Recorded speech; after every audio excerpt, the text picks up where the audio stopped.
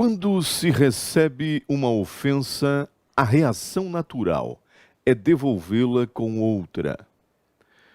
Como temos reagido diante de algumas afrontas e ofensas que temos sofrido? Estamos devolvendo na mesma medida as ofensas recebidas? Como está o nosso coração diante das ofensas, diante das afrontas que temos sofrido?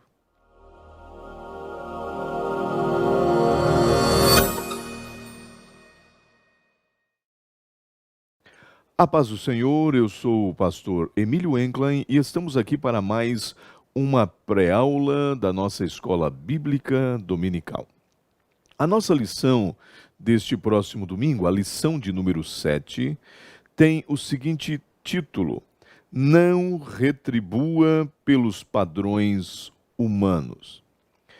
Uma natureza humana, principalmente a natureza sem Cristo, quer devolver e de forma muitas vezes dobrada, para que nos sintamos bem. O texto áureo diz assim: Não te vingarás, nem guardarás ira contra os filhos do teu povo. Amarás o teu próximo como a ti mesmo. Eu sou o Senhor. Levíticos 19 e o versículo 18. Nós encontramos a verdade prática inserida em nossa lição.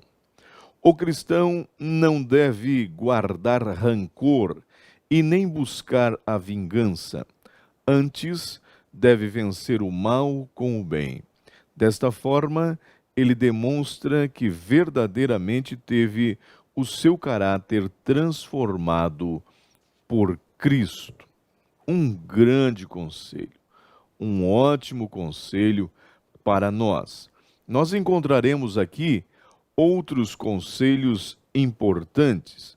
Introduzindo então a nossa lição, o professor, vai ter Mateus 5, do 38 ao 48, para compartilhar com os seus alunos na escola dominical, em classe.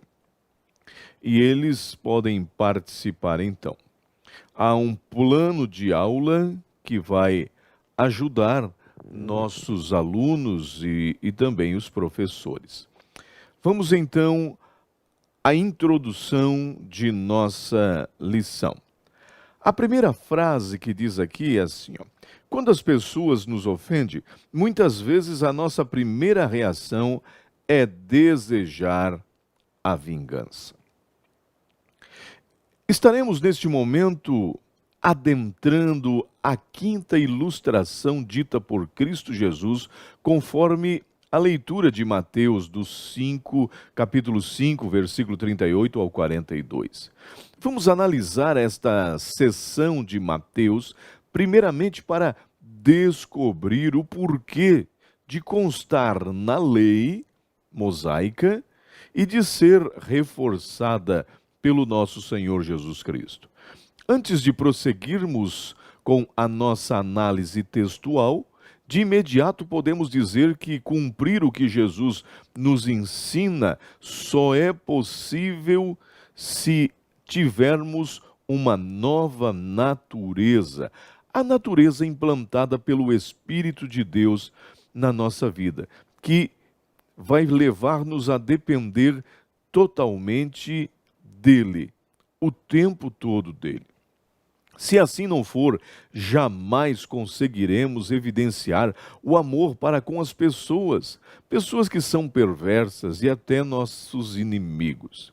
Nas páginas anteriores, expusemos aqui o que o pecado levou a fazer na natureza humana, como ele foi maléfico, como ele foi prejudicial. De modo, quando sofremos uma ofensa, um ataque de qualquer pessoa, nós logo estamos prontos para reagir com todo o ímpeto. Não somente isso, queremos às vezes revidar de forma maior do que o erro ou do que a ofensa que recebemos. Mas Jesus, ao contrário do que nós pensamos, disse que devemos fazer o bem àqueles que nos ofendem. Ao invés de nos vingar, devemos amar, perdoar e até orar por eles. Isso não é uma coisa normal. Isso é de fato algo sobrenatural. Somente Deus pode nos dar forças para de fato realizarmos isso e que venhamos a amar essas pessoas. Este é o conselho de Deus para nós. Encerrando a nossa introdução, nós vamos então para o tópico de número 1, subsídios para este tópico. A vingança não é natureza do reino. Se temos uma nova natureza, se vivemos com Cristo, logo a vingança não é um sentimento de quem vive o reino dos céus. Nós vamos encontrar aqui o primeiro ponto, a lei de Talião. Depois veremos outros pontos como o cristão e a vingança. Olhando para a lei de Talião, olho por olho, dente por dente. Mateus 5,38. Na verdade, trata-se da lei da vingança. A exposição que será feita por Cristo novamente irá na contramão de seus opositores, mostrando o espírito real da lei de Moisés. Olho por olho, dente por dente. Levíticos 24, do 17 ao 21, lemos detalhadamente a lei da vingança, o qual dizia: quem matar, seja morto. Quem matar um animal, deve substituí-lo por outro. Quem desfigurar alguém ou o próximo, deve ser desfigurado. Essa lei viria com uma forma de limitar os abusos. Não era porque Deus não amava o ser humano. Não. Pelo contrário, Deus queria limitar os abusos por parte do homem. Assim podemos notar o quanto Deus é maravilhoso e busca um equilíbrio para o ser humano. E por este ato a gente vê a bondade de Deus, que quer ver o bem da humanidade. Ele não quer que vivamos sem ordem, sem regras, sem equilíbrio, dominados por um espírito de vingança descontrolada para uma tirania cruel. Não. Ele quer que vivamos seguindo preceitos, normas, os quais vão gerar equilíbrio e um bom viver. Vai mostrar igualdade e equidade. Isso é muito importante. Havia dois grandes erros na interpretação dos escribas e dos fariseus feita neste particular no tocante à lei. Em primeiro lugar, nós vimos que eles levavam esta vingança para o lado pessoal, esquecendo-se que esta era a responsabilidade cabível aos juízes da terra e não a eles. A outra questão, em segundo, eles só pensavam, na verdade, na execução. Isso revelava um espírito legalista. Eles queriam executar para cumprir o desejo do seu coração, sem qualquer ato de misericórdia para o seu próximo. Jesus interpreta de modo bem diferente e diz que seus seguidores não devem nunca agir dominados pelo espírito de vingança, dominados pelo ódio. Mas, pelo contrário, eles devem manifestar atitudes que revelam um espírito cheio de amor, generosidade, compassividade, ser longânimo para quem precisa. A Bíblia proíbe terminantemente a vingança. O ponto de número 2 de nossa lição fala o seguinte: o cristão e a vingança. Tem apoio bíblico? vingar-se é algo que Deus aprova. Para o homem que vive na esteira natural, na carnalidade, conforme consta em Gálatas, no capítulo 5, do versículo 19 ao 21, suas obras sempre serão perversas. Quando sofre qualquer ofensa, claro, vai procurar revidar, vai agir com vingança. E não somente isso, ele quer que a pessoa que lhe causou o mal sofra um dano maior do que o que ele mesmo recebeu. Isso é um sentimento totalmente fora dos padrões de Deus. Os que fazem parte do reino de Cristo já vão pensar ao contrário, não manifestam-se de tal maneira, com tais sentimentos. Por quê? Porque ele é transformado, ele já adquiriu uma nova natureza, a natureza de Cristo, já está dominado pela humildade e a pureza de coração. Além disso, aprenderam como o Senhor Jesus a proceder de modo misericordioso para com o seu próximo. Quando sofrem algum tipo de mal, não agem com vingança, porque sabem que ela pertence a Deus, a mais ninguém. Por isso, estão prontos para sofrer com paciência.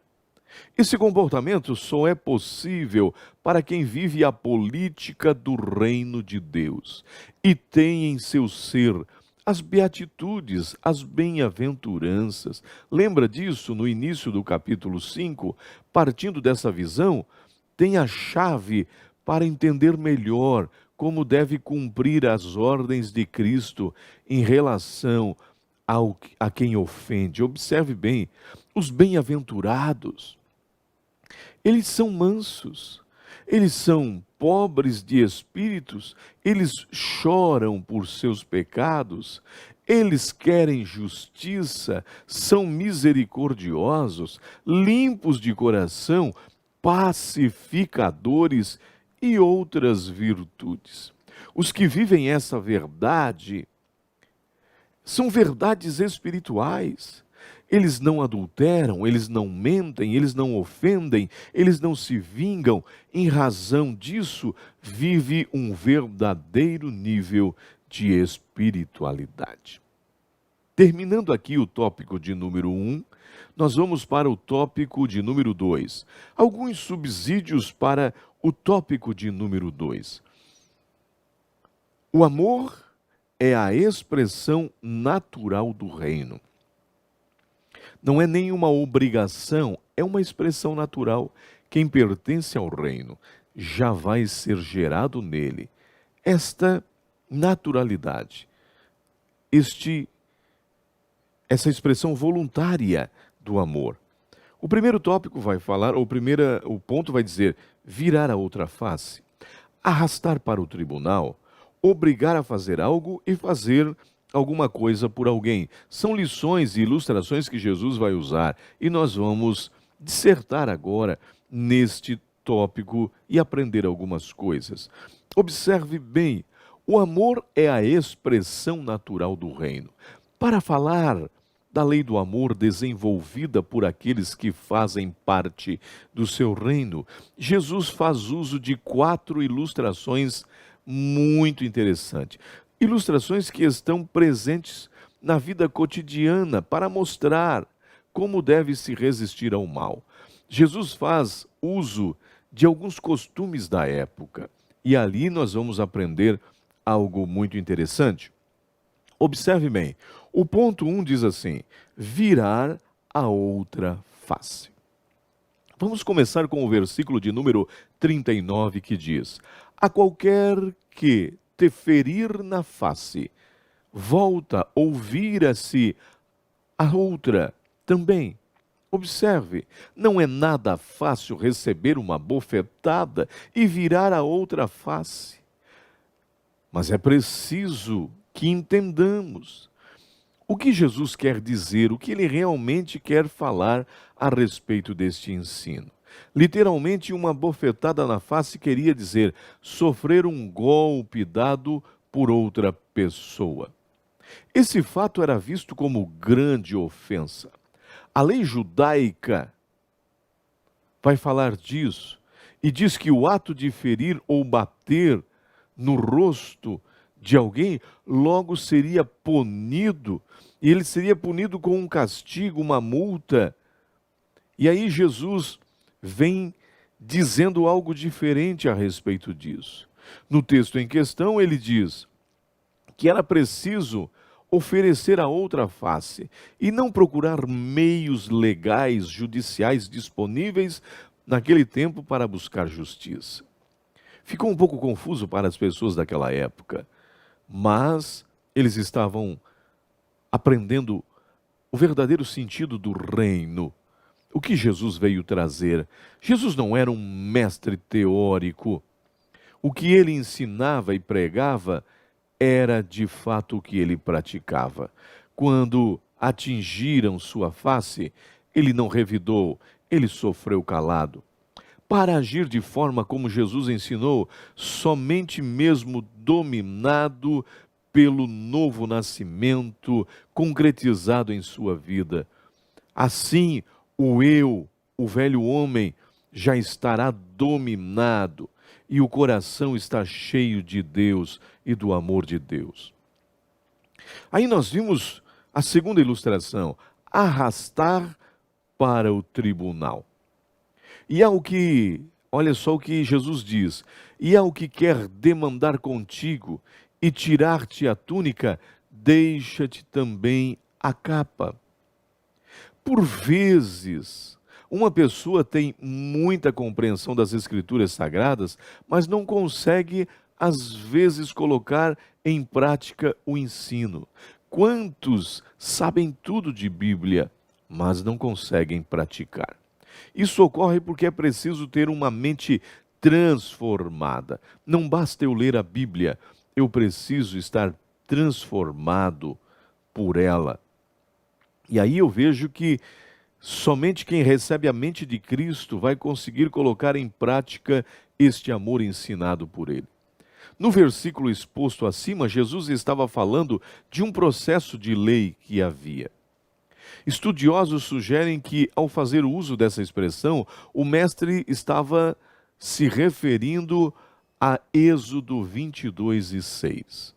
Você pode procurar em sua Bíblia. Nos tempos antigos, quando um credor fazia suas cobranças, poderia levar a roupa inteira do devedor, como forma de pagamento ou de fiança. E esta era a túnica. Contudo, se ele se apropriasse da capa também, ele precisaria, antes do pôr do sol, devolver a capa, porque o seu devedor não poderia sofrer o frio da noite que chegava. Ela era usada para ele se aquecer. Então, deveria se devolver antes.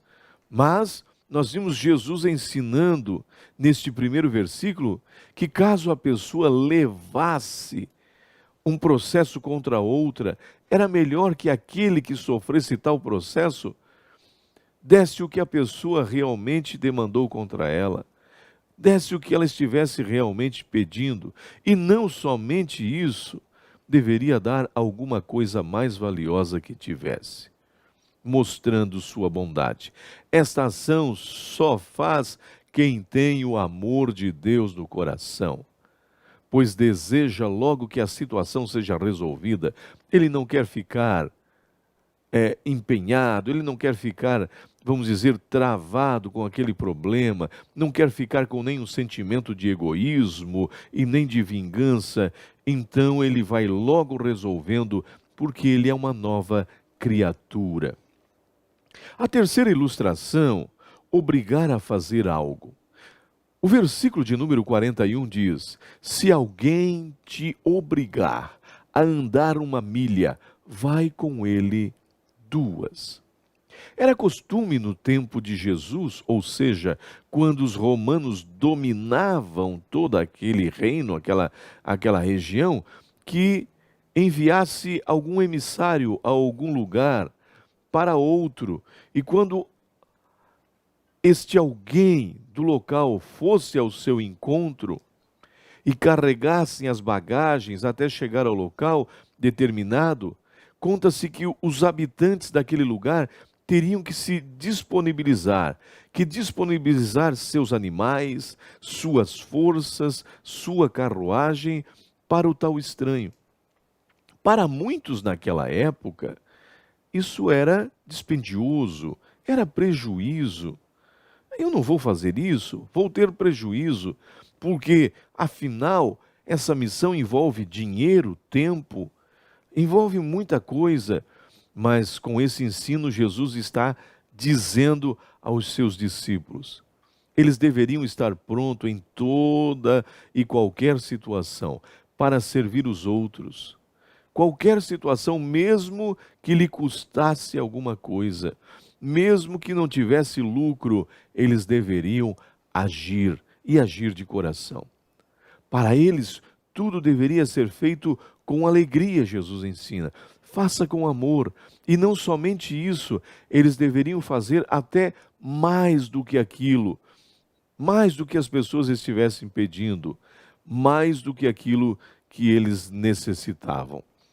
A quarta ilustração, fazer alguma coisa por alguém. O versículo 42 diz o seguinte: dá a quem te pede, e não volte as costas a quem lhe deseja algo emprestado. Olha só, que tremendo ensinamento de Jesus. Não é fácil dar, mas Jesus disse a seus servos: devem atender àqueles que lhe pedem.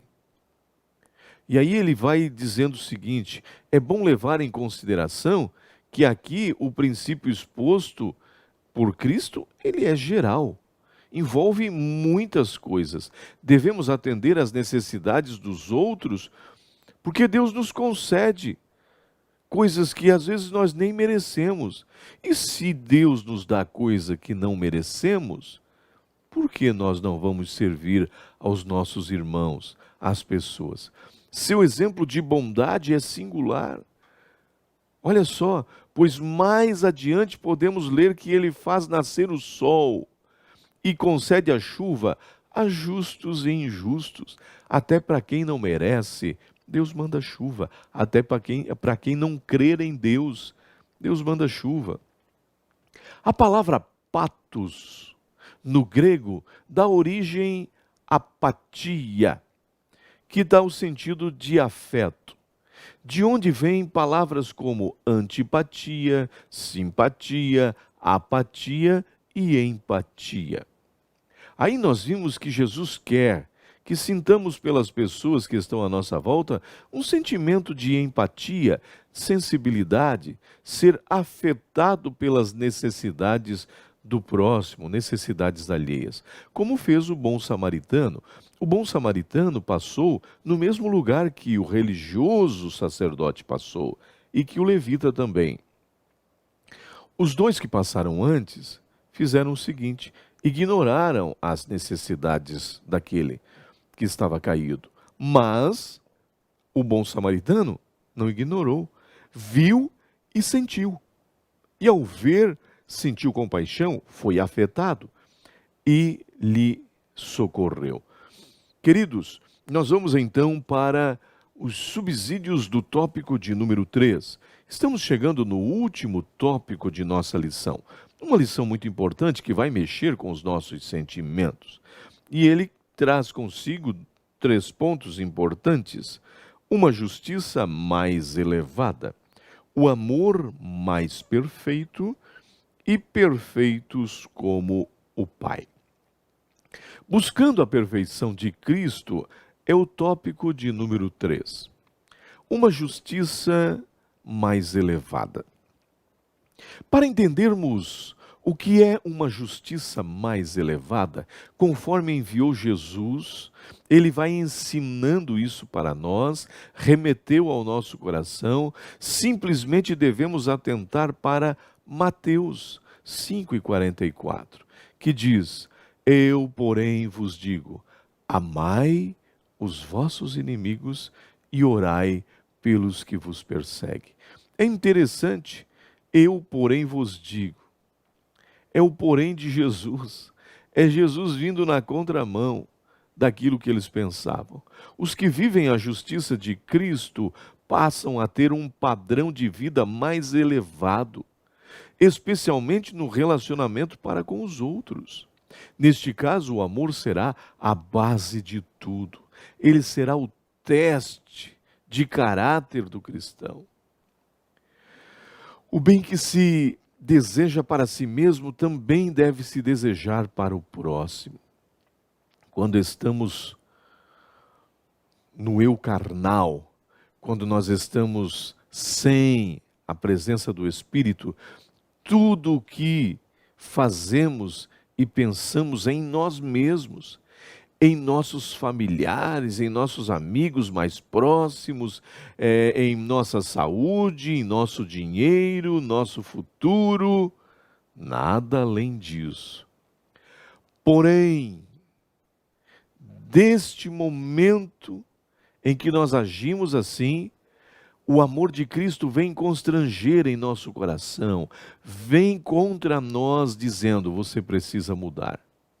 Aí aprendemos a transferir este amor não apenas aos nossos amigos, mas também aos nossos inimigos.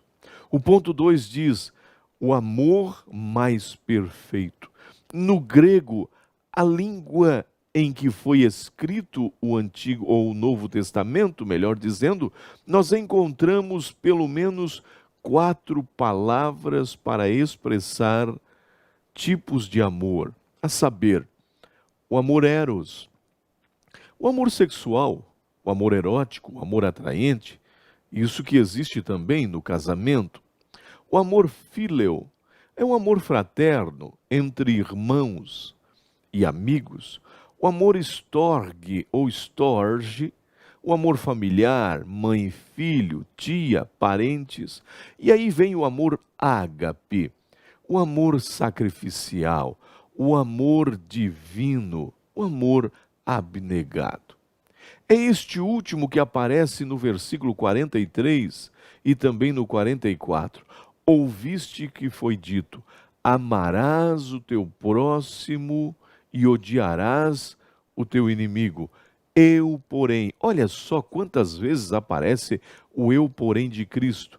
Eu, porém, vos digo: amai os vossos inimigos, bendizei os que vos maldizem. Isso daí vai na contramão do sentimento humano. Odiarás foi o acréscimo feito pelas autoridades religiosas de Israel. Odiarás os teus inimigos. Os judeus amavam seus irmãos e não buscavam ter muito contato com os gentios, os quais poderiam ser vistos até como inimigos dele. Na verdade, quem seria o próximo para os judeus eram apenas seus irmãos, gente de sua própria família. Só que Jesus vem com um porém. Jesus mais uma vez menciona que se opõe contra escribas e fariseus. Eu, porém, vos digo. Este porém de Jesus vai mexer na estrutura humana, pois se antes estavam bem acomodados, amando seus irmãos, amigos, odiando seus inimigos, Jesus agora vem mexer no orgulho deles e manda amar seus inimigos e bendizer os que vos maldizem. Isso mexe com a gente. O 3 e último ponto de nossa lição: perfeitos como o Pai. Sede, pois, perfeitos, diz Jesus, como é perfeito o vosso Pai que estás nos céus. É interessante isso. Vamos começar este último ponto com uma interrogação. É possível sermos perfeitos como Deus é? De imediato queremos dizer que não. E aí a gente pensa: então por que Jesus falou isso? Mas na vida cristã, o alvo ou a mira, aquilo que estamos mirando, é ser como Jesus é. Isso é bem compreensível quando Paulo diz que o crente transformado tem a imagem de Cristo. E o apóstolo João disse que nós veremos e seremos semelhantes a Ele. O adjetivo perfeito, como aparece no versículo, no grego é teleios. E o que quer dizer isso? Levado à conclusão, inteiro, consumado, vida humana completa. Aí a gente pode entender, essa perfeição é um processo. Sim, é um processo presente na salvação, o que envolve tanto amor como santidade. É claro que nós não somos perfeitos agora, mas iremos alcançá-la plenamente na nossa glorificação, quando chegarmos diante dele. E aí é que a gente vai entender por que Provérbios diz: mas a vereda do justo é como a luz da aurora, que vai brilhando mais e mais até ser dia perfeito. É aí que a gente aprende. Devagar chegaremos lá.